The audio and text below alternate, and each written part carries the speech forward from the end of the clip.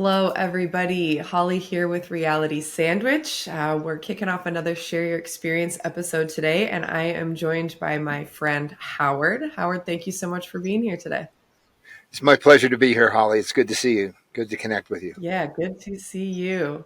So, we're going to be talking a little bit about ayahuasca today, but this is not necessarily a typical, hey, I tried ayahuasca last weekend and I want to talk about it story. Howard has a pretty unique perspective. So, this is going to be really interesting. I can't wait to dig in.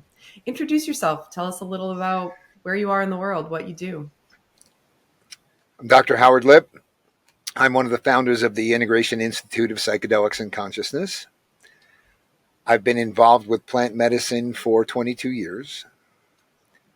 It's been probably the single greatest evolutionary experience I've had, and I've had many. I started out as a participant and very quickly wound up assisting and learning from a teacher, and eventually became a practitioner. It's been an interesting road. I practice with my wife, my partner, and the beauty of this medicine is that it can always continue to teach. But the beauty of psychedelics is not the journey so much of the experience as it is about what you can do with the experience once you've had it. And that's why we formed the Integration Institute, because there is so much medicine happening in this world. And a lot of it, as I experienced it, especially early on, is just pour and go. People pour the medicine and they go. And there's not a lot of time spent in helping people process what they got from the experience. You know, it's kind of like, that was great, see you next time. And for me, I kind of became the de facto integration person, mainly because I love connecting with people and have always been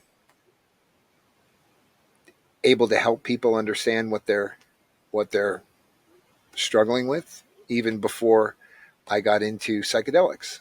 I came into psychedelics in a very interesting way. Which I definitely want to hear about. So, where were you in your life when you had your first psychedelic experience, or when like the concept of, hey, I think I'm going to consume some plant medicines? Like, how did this come into your being? I'd never taken plant medicine in my life, psychedelics, other than ganja, other than marijuana, because they terrified me. I'm 63, and I grew up hearing the war on drugs and all the dangers of psychedelics, and it put the fear of them into me deeply. However, fast forward, in 2002, I went to a treatment center for addiction, and while there, I heard talk of a practitioner who was working with the Hindu Soma, and many sober people had been working with them and suggested that it was really helpful. And at the time, I was in a 12-step program, and of course, I had to talk to my sponsor about it. Now, of course, I was really feeling compelled to do it because while, you know, being abstinent wasn't the problem from the moment I stepped into that center, because at 40, I was just unwilling to live the way I was living. And so I was willing to do anything. And so I did everything they told me to do, going to 7 to 10 meetings a week. But I also saw a lot of suffering, and I lost a lot of friends in that first year. Most of them were sober, most of them by suicide, and all of them on antidepressants. And I thought, between that and a lot of the things of the program that just didn't feel appropriate to me, just didn't resonate, like being broken forever, I just didn't resonate with that. It didn't really land. And I also saw that whole idea of being broken forever was part of people's suffering, and even something they could hold on to. And I didn't want that. I saw what they were having, and so I spoke to my sponsor about it, because really deep down, I hoped he would say no. And so I went to my dear sponsor, who's a lovely man. I won't mention his name, but I still quote him all the time because he's really kind of a Buddha. He is one in a million. And I said to him, I'm thinking about doing this plant medicine thing. It's called Soma. It's very healing. It's about releasing stored trauma in the body. It's about healing on a deeper level. And he looked at me, and I thought surely he would say, well, this is a program of complete abstinence, but he didn't. He asked me one question. He said, are psychedelics a part of your using story? And I said, no. He said, then you should go. I'm sure it'll be very helpful. I'd go with you, but mushrooms were a very big part of my using story, and it would probably be too much like I was going back to play. So I was a little daunted by that because I realized now there was nothing to stop me except me. And I went. And frankly, it was nothing like I expected. Soma is very different than the next medicine, which we'll talk about, which is ayahuasca. It's not really a psychedelic in the usual sense. It's more about recalling scenes of your life where emotions were stuck and trapped in your body. This gentleman that I was working with was really my first shamanic teacher. He knew more about trauma stored in the body than I've ever known. And it wasn't till much later that Peter Levine came out with his work about somatic experiencing, which somatic actually comes from the word soma, which is a Hindu word for this plant medicine. And you'd experience different parts of your body having a sensation, and you'd go into them, and it would come up. I mean, my experience with soma was so to the point where it blew my mind in this way. It started with me in the womb, and I didn't know that yet. I was in some place, it was really dim, it was really dark, and then all of a sudden, I'm feeling my head getting pushed down into my shoulders. And the next thing I know, I'm upside down coming out into a brightly lit room with someone running towards me. No mask, no gown, no gloves, just catching me. And I recounted this to my mother because there was something very significant about the doctor. He hadn't zipped up his pants, so his shirt tail was still sticking out through his zipper. He was an old guy. He was the doctor that delivered me, my brother, my mother, and her two brothers. And I recalled that. And when I shared that with my mother, she was floored. She's like, what is this? I said, I don't know, but I went back to memories I didn't think anybody could possibly have. But since the body experienced it, the network called the subconscious is a tape recorder. It's just recording everything, whether you're able to interpret it or not. So that was my first moment in this experience. And I have to say, I was quite frightened when we first got in there because I had never taken a psychedelic. I had heard people say these journeys can be really hard, really emotional. And I'm laying there. You put on a blindfold, you put on headphones. And we all drank this, what tasted pretty much like a Dixie cup full of water. And nothing's happening. But I'm terrified. I mean, I'm just shaking all over. And I asked the question, what's the longest anybody's been frightened in here?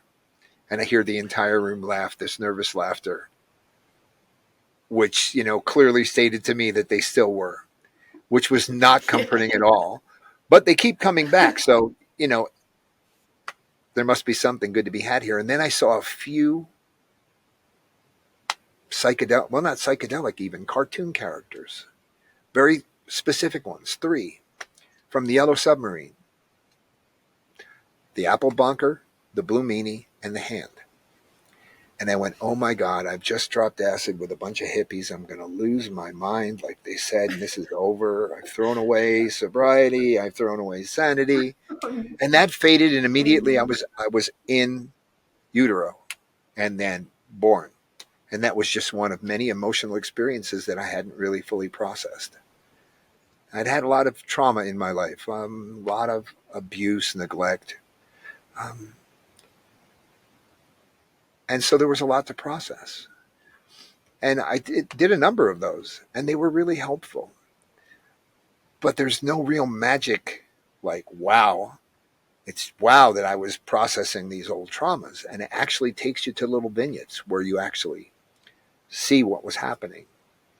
and then experience the emotions that are trapped and release it from the body. That part is absolutely mind blowing. But fast forward, I don't know, about a year, and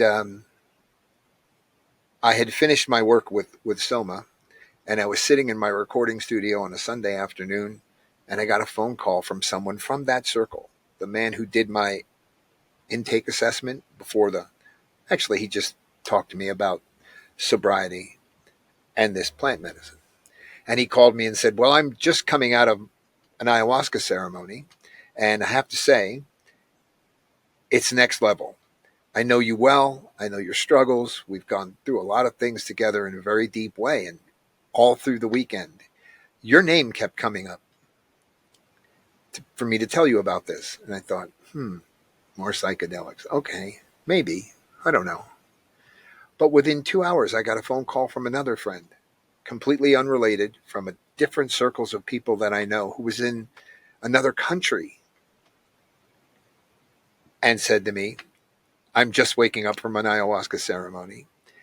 Both nights, your name kept coming up as somebody I should talk to about this. We know each other from deep process work. I know you really well. I know what your struggles are, and I know this will help."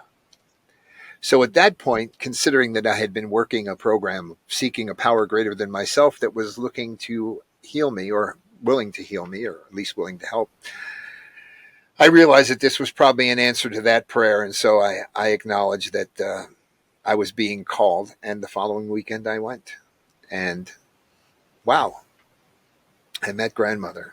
That was that was otherworldly. It was both earthly, earthy, and extremely cosmic.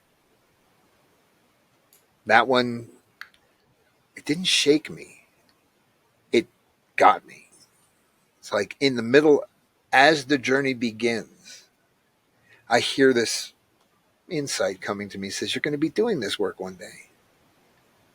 And I thought to myself, "Are you kidding me? This terrifies me. What do you mean I'm doing this work right now? What are you talking about?" And then that little insight says, "Never mind. We'll talk about it later." And then I went into the journey.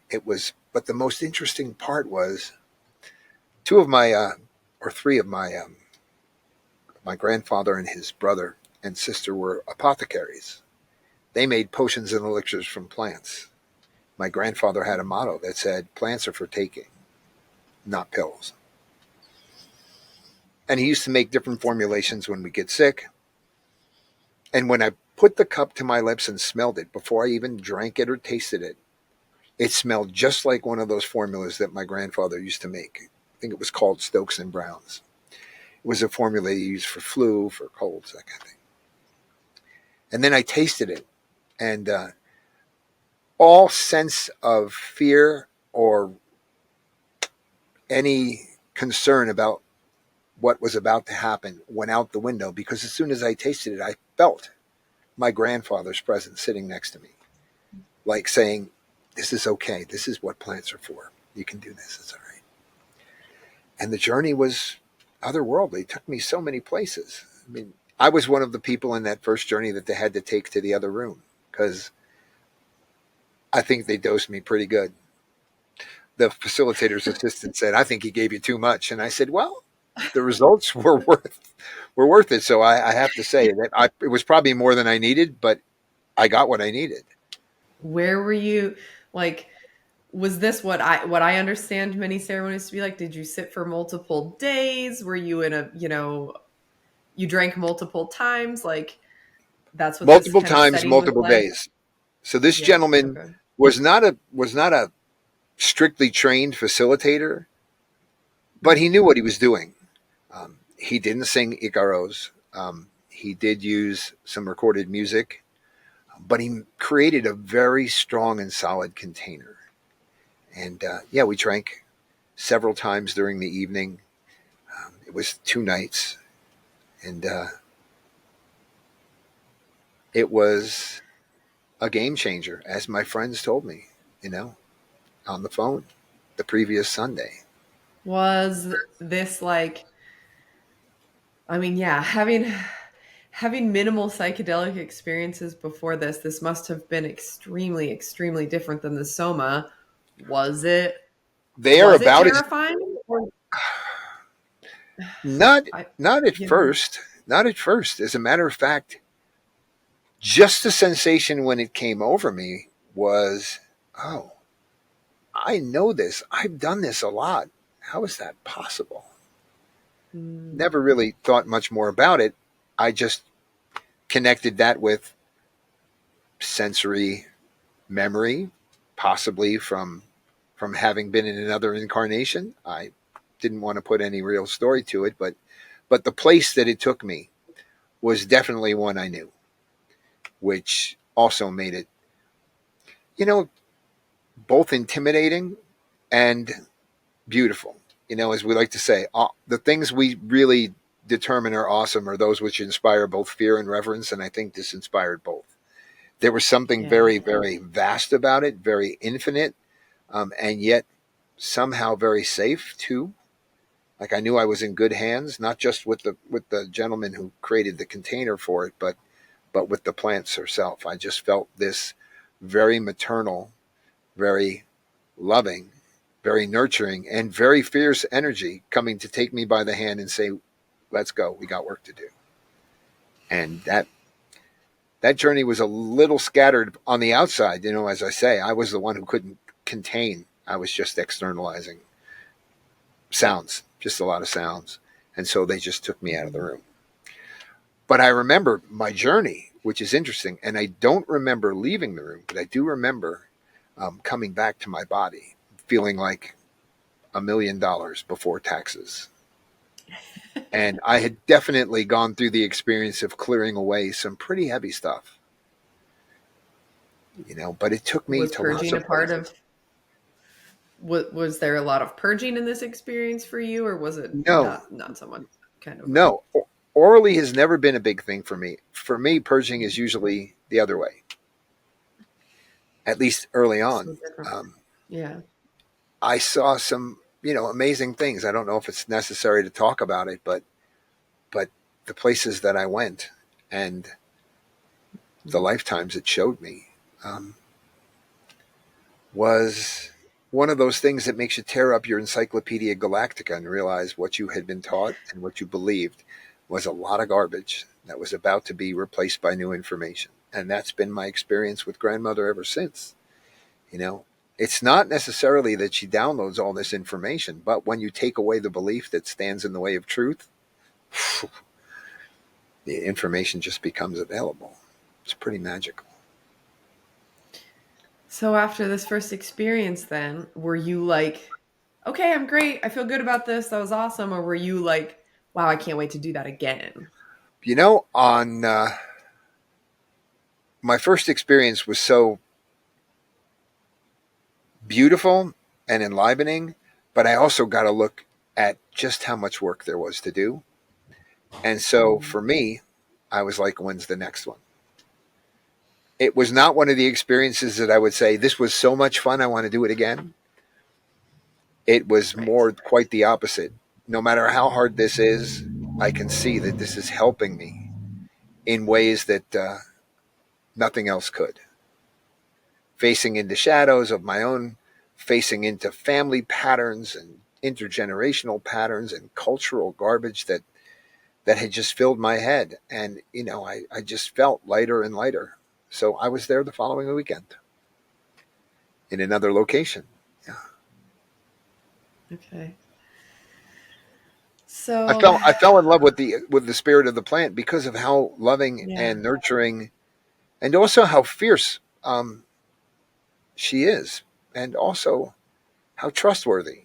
I've heard lots of stories about she's a trickster, you can't trust her, and that's not been my experience. But I also have learned over the years that she's a mirror. If you're not Mm, trustworthy, you're never going to trust anyone fully.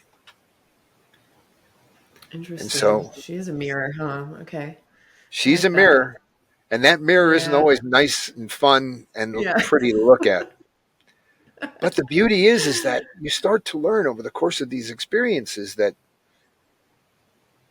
your trauma, abuse, neglect, parental conditioning, and the projection of their own fears and worries about the world that we take on create this whole structure in here.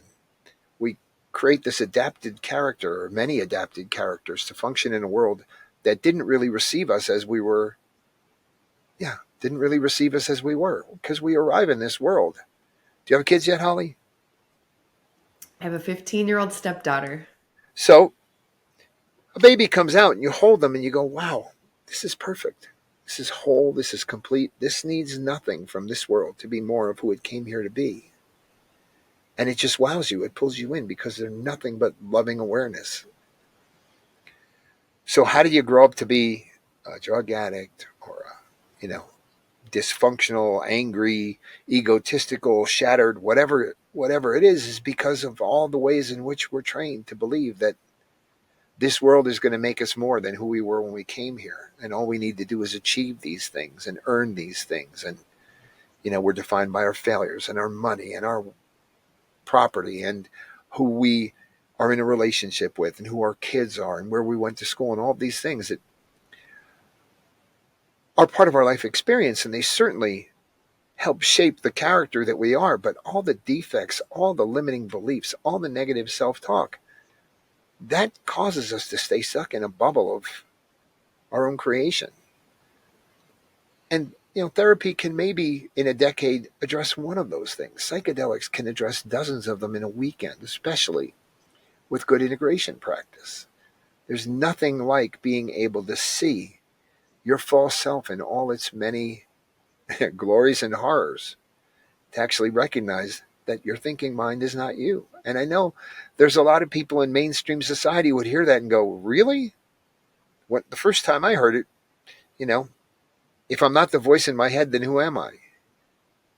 You're the one that notices the voice in your head. What a novel thought. When I first heard that, it kind of went right by me.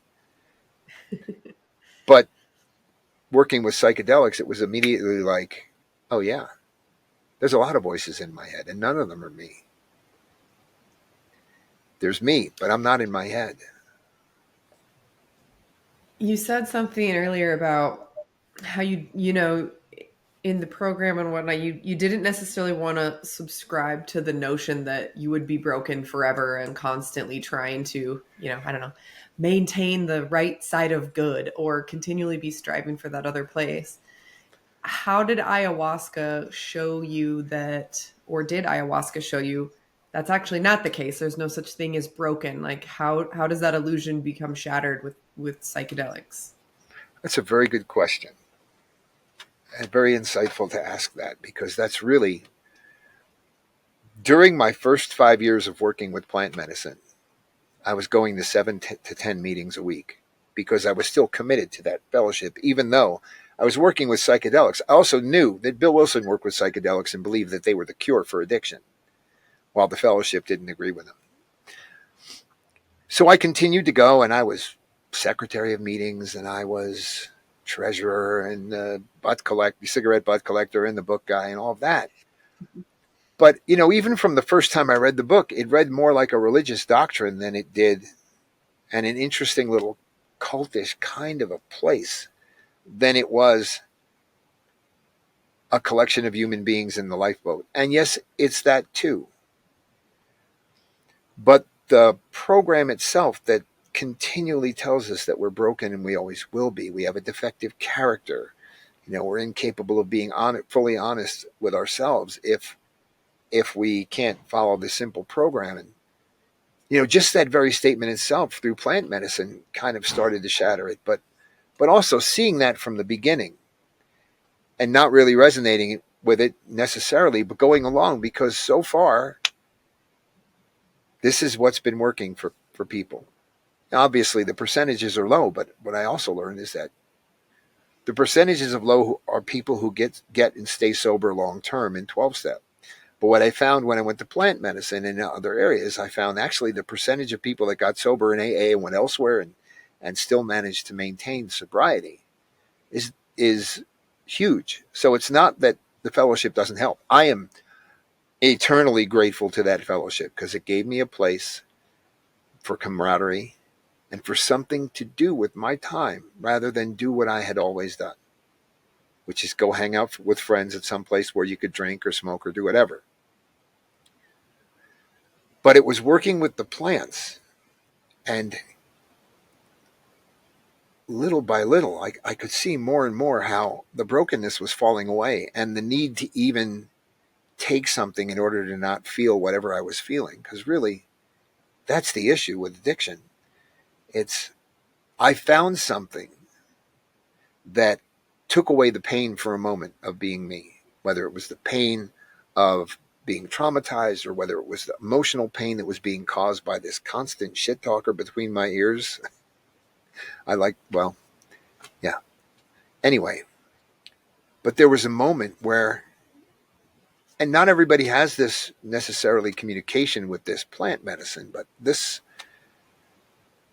speaks to me in very clear ways. And the question was, can you continue to declare yourself broken beyond repair when you now see that you were never broken to begin with?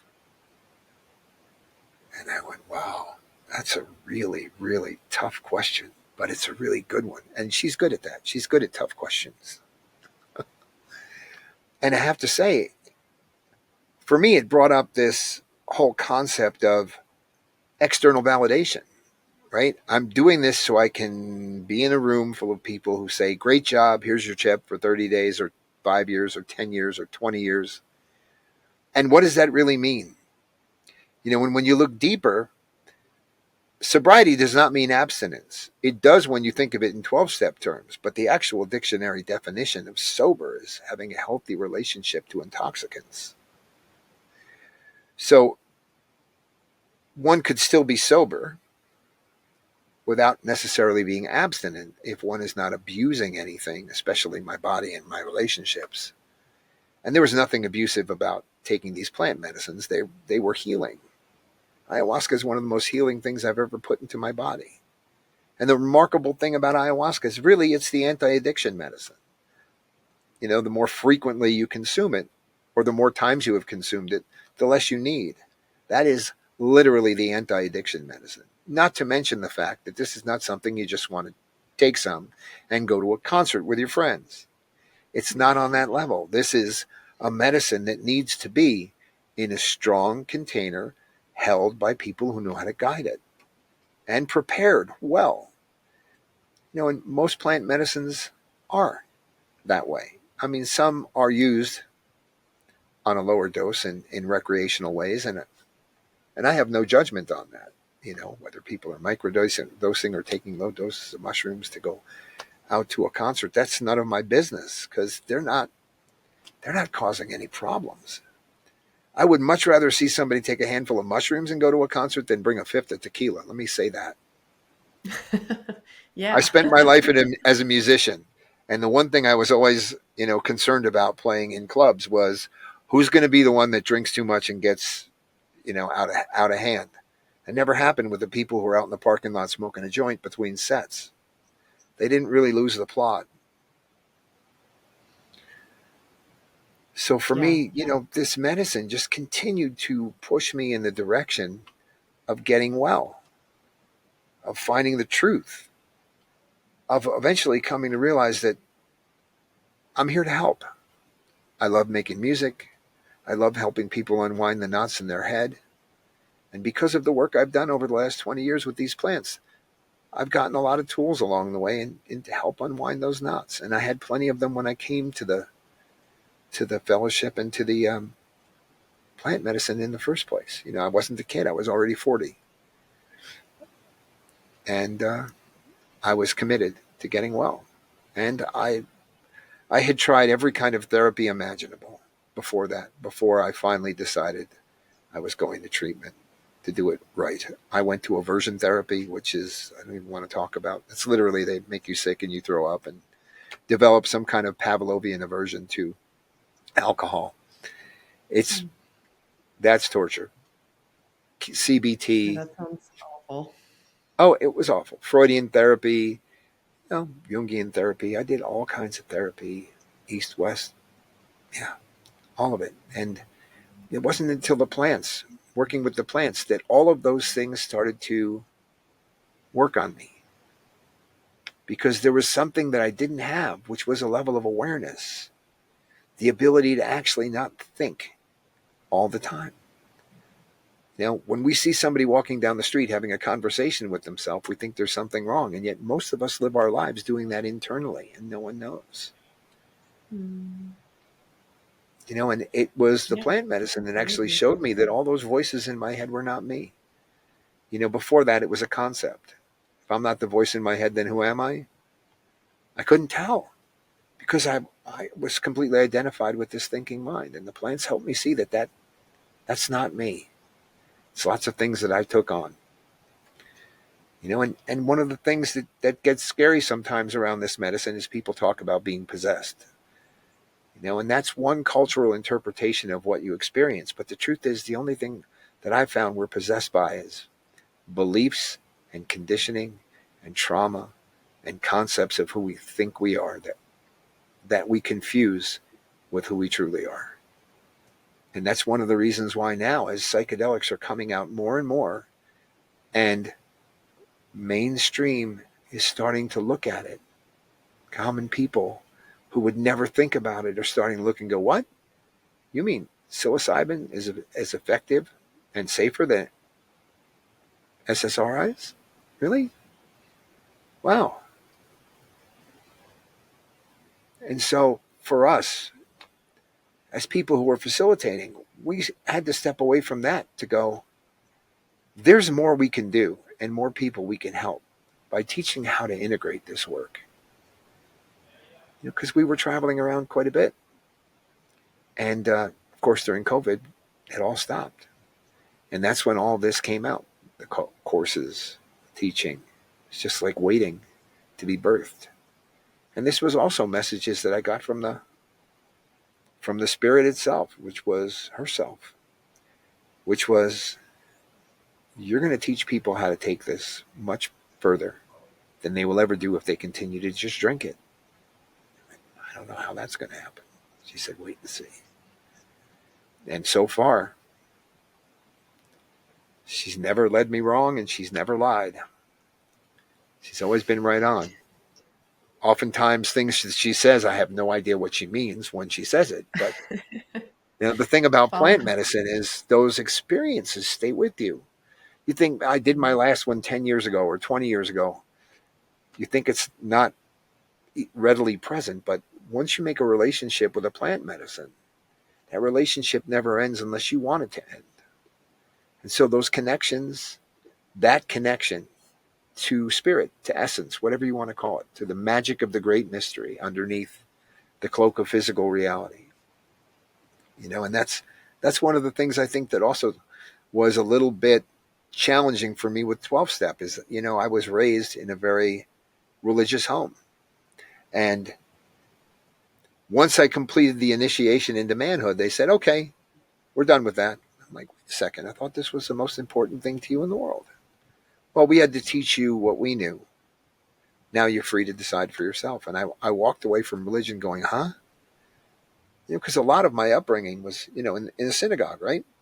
Wonderful songs, melodies, rich traditions, lots of rituals, many shamanic rituals and indigenous rituals that were abandoned due to outside pressure. But the songs got me more connected than what the songs were saying.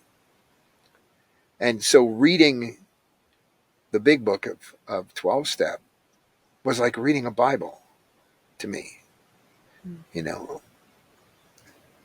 And, the word God was really charged for me. And, they say a God of your understanding. But to me, the magical thinking that some outside being was going to fix me, some invisible being was going to undo all the things that were wrong with me, if I just made right relationship with it, just made no sense, because I saw so many very devout people who were still very, very broken and dysfunctional.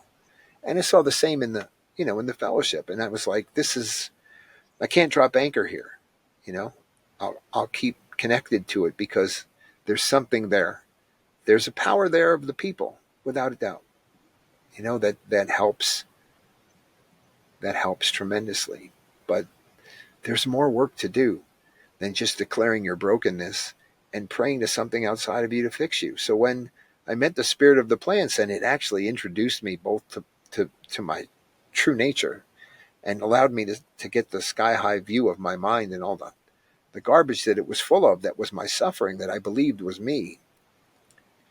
You know, you've heard it many times. Part of me thinks this, a part of me thinks that. I couldn't live with myself if that happened. It speaks to a kind of schizophrenia or multiple personality disorder, which is not true. But I have these opinions and beliefs that I've taken on that I think are me. And being able to actually separate myself from that with this plant medicine was life changing, absolutely life changing. Because now I could see that all the garbage that was going on in my head was not me. And it didn't mean there was anything wrong with me. Actually, there's nothing wrong with me at all, and there never was.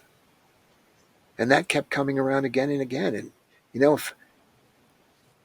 if plant medicine can come and help anybody get to the place where they really truly get that there's nothing wrong with them, that they're like a computer with bad software, and the process of plant medicine, but also the process after plant medicine, which is why we created our institute and why we teach the courses that we do, and why I do a lot of mentoring of people who are recovered, recovering, struggling in their life in lots of different ways. Because ultimately, the only thing that we can do to really evolve is challenge the beliefs that we have in our head to start to come to truth, which is difficult in a culture that has normalized so much dysfunction. This is why we keep chasing. This is why we keep chasing back to the next ceremony and the next ceremony and the next ceremony. Because from the moment we were born, we were encouraged to seek our wholeness at some future time. And it starts very young with the innocent question of, what do you want to be when you grow up? As if a fireman or an engineer is what you be. As if your career path identifies you. But that's part of what we think. We think all these things that identify us, and so we're continuing to chase an improvement on that identity by doing things in the world. And it's the same with plant medicine. You can do it 100 times, you can do it once, and milk it for everything it's worth by learning to be really present with what you got from it and to deconstruct it. I love this subject. I could talk about it for days. I I could do. listen to you talking about forever. I love it too.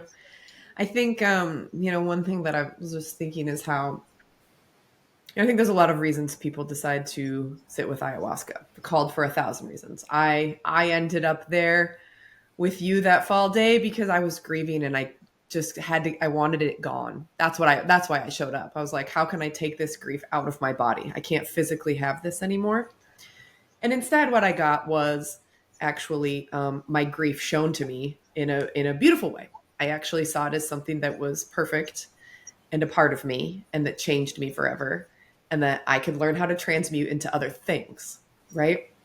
So I think that a takeaway for me and something when people ask me about ayahuasca, that I think a lot of people are looking at it as like, this panacea, it's going to fix and solve and cure and heal.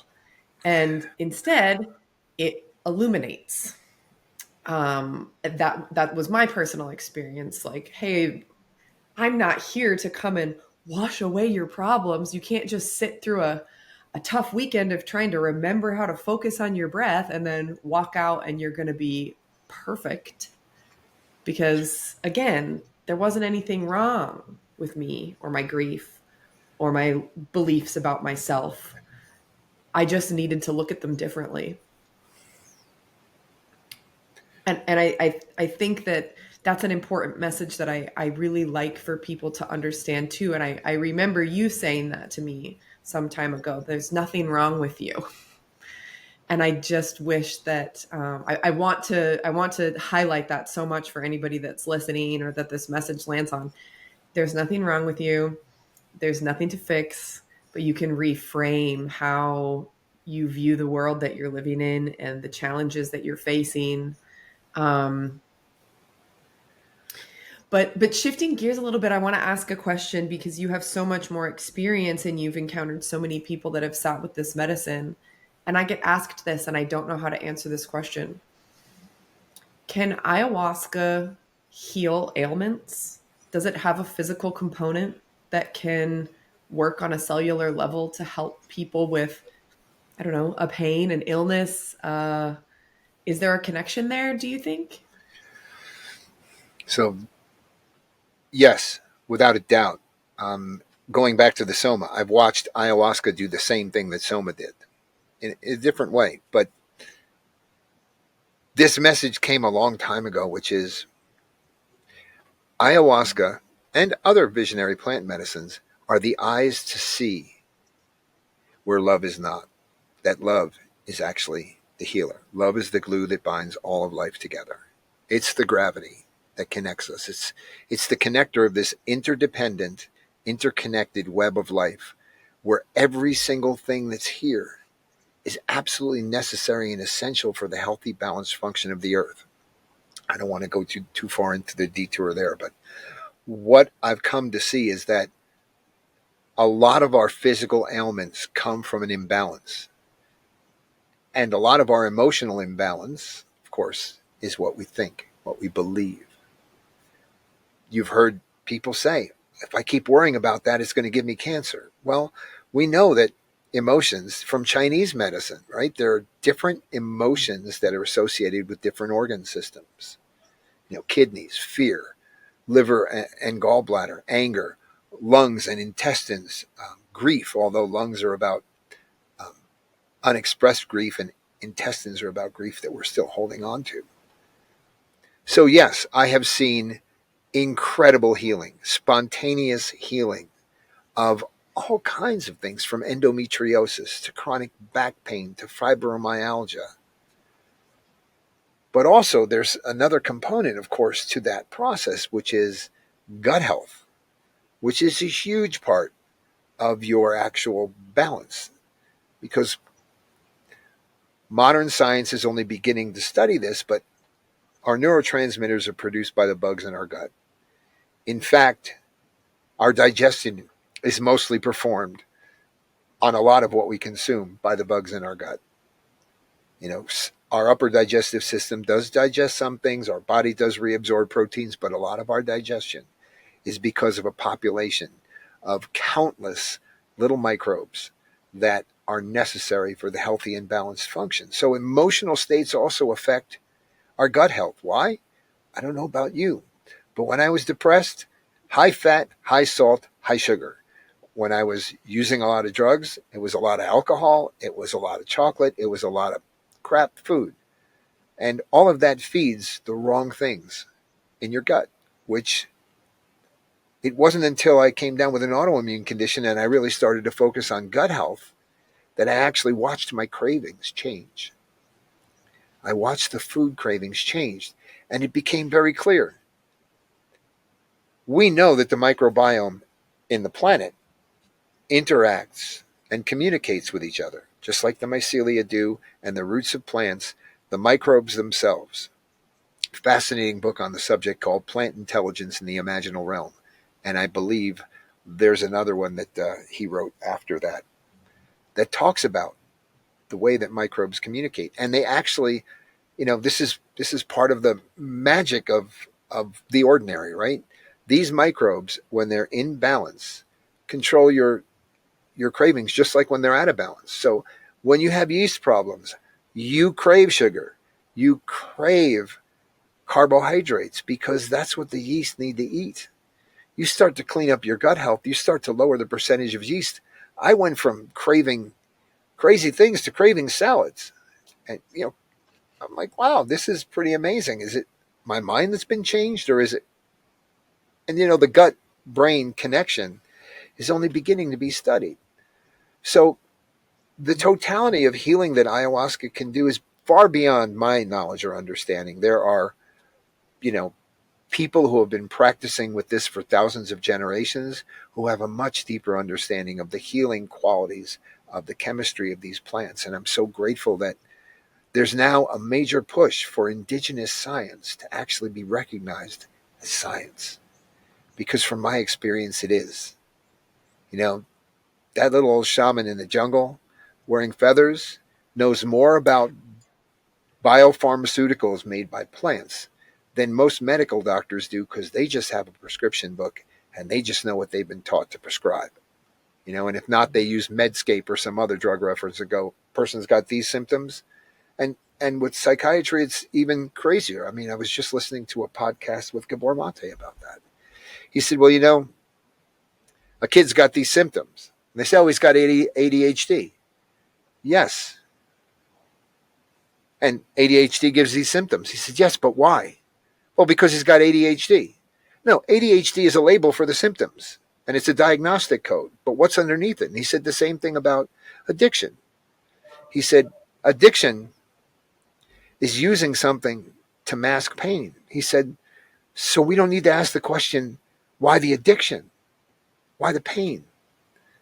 And as we start to shed all these different ways in which we're dysfunctional because of our cultural upbringing and our institutionalization, indoctrination, parents' fears, and this is not a blame. This is just an observation, right? My pain is my parents' pain is my grandparents' pain, going back so many generations, you can't point a finger. But you can say that it's unconsciousness. It starts from the very beginning. You're not welcomed as a child by open arms who say, welcome, you whole and complete little being. We're so glad you arrived. We've been waiting for you a long time. And we can't wait to support you to see what magic you bring to the world. That's not the arrival. And as Gabor Mate says, that unconditional welcome is critical. And that unconditional sense of safety for an infant is critical to our development, our healthy development. So how does our body get messed up? By lots of things. How does ayahuasca cure them? On the psycho-spiritual level, that's pretty obvious. When we stop believing there's something wrong with us, our body can come into balance, because ultimately everything you see in existence, including your own body, is an equilibrium generating machine. When it's nourished properly and it's well rested and it gets enough exercise and it gets the right minerals and it gets the right nutrients, it's in balance. When we live a balanced life, we get enough rest, we have enough playtime, we have enough relaxation time. We live a purposeful life in what we're doing to make money, to support ourselves. All of this balance is important. Why do you think?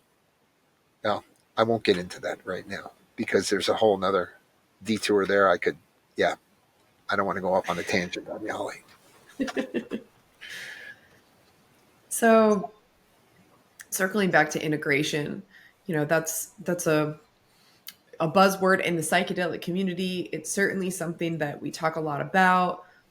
And you and I, even before we started recording today, we were talking a little bit about folks kind of going out on their own, having psychedelic experiences, maybe solo or maybe just with another person.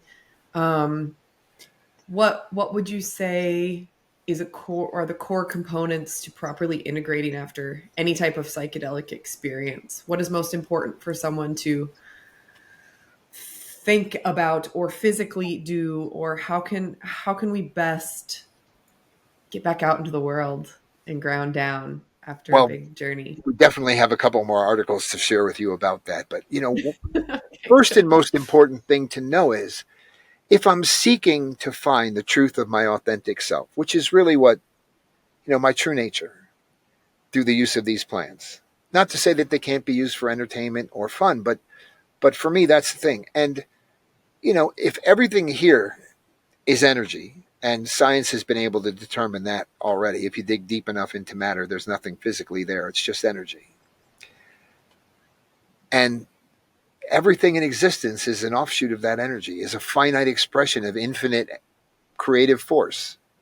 And that's not a long stretch. If you look at the earth, it's an infinitely creative force. Sunlight falls on it, and the raw materials that are here, plus the leftovers from things that have lived and died before, and it births countless life forms, interdependent and interconnected, which means the only thing that's underneath this is a divine essence, because that's how I see it. Other people might see it other ways. They might see it as bifurcated into the good and the bad, but as a finite expression of infinite consciousness, infinite creativity, then the search for that is a sacred journey. It's a holy mission to find the truth, my true nature. So approach the experience, first of all, with respect as a sacred journey. That's very important, at least from my perspective. These plants are sacred portals. They are divine beings who, despite the fact that human beings have been gradually destroying the ecosystem that saves them, they have come to say, we're here to help you. Remember who you are. You're so disconnected from the truth of you, from your nature, which is nature.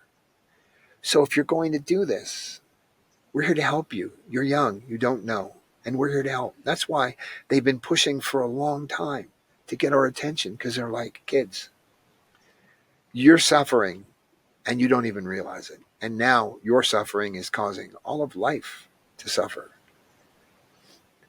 So preparation is really about taking a sacred intention. What am I here for really? Not a wish list. You can ask the wish list in the journey, but to actually come with a sacred intention to just discover the truth of me, or to let go of the things that keep me from knowing the truth of me. It doesn't have to be complicated. It has to be something you can remember when the going gets tough and every fiber of your being is saying, get me out of here. And you can't shut it off. So you're there. That's what the intention is. It's a sacred journey, sacred expedition. During the experience, it's the same thing, to continue to focus on just breathing and watching the movie. It was made very clear to me that this movie that you're experiencing on ayahuasca or any of these is created by the spirit of the plants and your essential self, and potentially your ancestors as well, for you to learn and grow.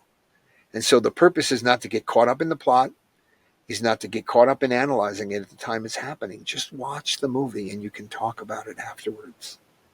It's like you don't really sit and have a conversation during a movie when you're going to watch it with a friend or a loved one, unless it's really awful, because you're engaged in taking it in. So take it in. But the integration part, it's not sexy, but it is the sexiest thing I know, because this is where I get to take what I experienced and deconstruct it in the light of presence, in the light of dream interpretation, in the light of archetypes, and I get to embody the wisdom that I have been given. And it's a jigsaw puzzle. You put it all out on the table, and little by little pieces start to fit in. Journal, journal memories, little winks, because it may not make sense at the moment you saw it. Often it doesn't. There's so much of journeys that don't make sense in the moment. But if I can just hold them loosely and say, this doesn't have to make sense right now, they always do eventually make sense. So what is integration? It's learning to slow down.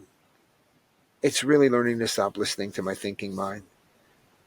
That's really the work of remembering that our nature is nature. There's no tomorrow. And yesterday is part of our experience. It's not happening today. And using our past to predict our future is not healthy, because using our past to predict our future is guaranteed for us to repeat it, because of the limiting beliefs that we have that hold us stuck between the guardrails of our mind. And throughout the guardrails, that's what integration really is about. It's about living with what you've learned, and not just expecting this to be a magic bullet.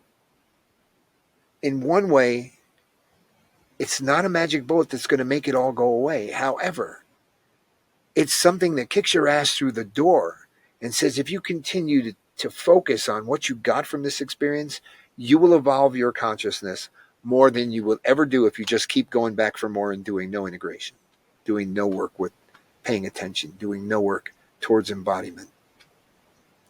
And actually, I see a lot of people do that, and they get caught up in more and more airy, very new agey mumbo jumbo that has nothing to do with being here now. And I'm here in this body, and I'm here to embody what I came here to embody fully.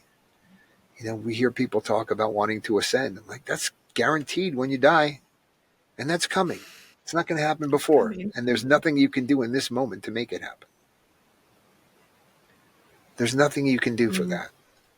As much as there's lots of different mythologies about how that's possible, the truth is that evolve your consciousness to be the best version of you that you can be, the one you came here to be, and that's what we're here to do. I mean, life is not here to make our dreams come true. And that's why so many people are brokenhearted about their life experience. Life is here to challenge us to awaken to the truth of our divine essence and our inherent interdependent and interconnected nature with all of life. And that's exactly what the plants are here to remind us. And that's why they've come out of the jungles and they've grabbed people like me from the cultures that need this the most to say, you need to help your people get well. And I see it with what's happening in the places where this medicine originated. They are welcoming us to come down there to help us heal. And this is the beauty of indigenous people. God bless their beautiful souls.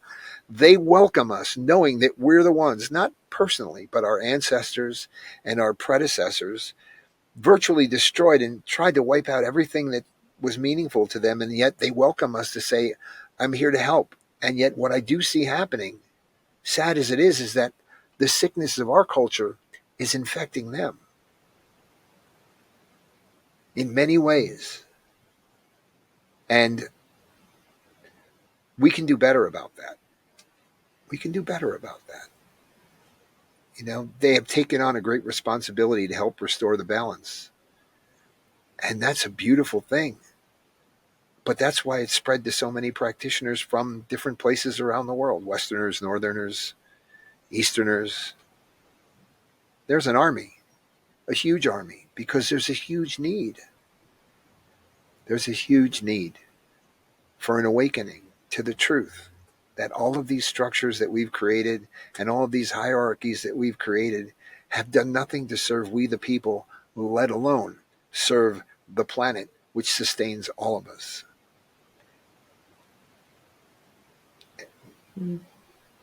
That's at least that's the way I see this mission. Yeah. Really. Yeah. I mean, it's a powerful mission, but it feels very authentic and genuine, and it feels like a perfect place for us to close to. And, yeah, I feel really grateful for this conversation and for everything you've shared here with me today and with all of our listeners today. Your journey is really strong, and we're grateful you're here to share your wisdom that you've learned and that the plants have sent you here to share. So thank you so much. Well, you're welcome, Holly. It's really an honor to see you again and to speak with you and have an opportunity in a forum like this to just share what I'm so passionate about, which is reconnection. You know, this is a beautiful experience we get to have here if we choose it to be. And these plants are here to help us do that. You know, scary as a lot of people think they are, in fact, they're one of the greatest gifts that this great birther of all life, Earth, is giving us. You know, and if anybody doesn't think this is a divine mission to have this experience, might want to consider trying it first. Whatever it is. Microdosing mushrooms, you know, low dose or an easy journey with ayahuasca. You don't have to go balls to the wall and get slammed off the four corners of the universe, as if there are corners. You know, you don't have to have your soul shattered across creation to recognize, wow, I just got plugged into something I didn't even realize I had been unplugged from. I think that was the most tear-inducing experience in that first journey, when just weeping when I felt like I had come home to something I had never done before. You know, so does ayahuasca cure? You betcha it does. You betcha it does. A lot of things. And it's used as a diagnostic tool by more master curanderos to see what other plants might help, what other things are going on. And thank God they exist. Yeah, thank God they exist. Thank you, Howard.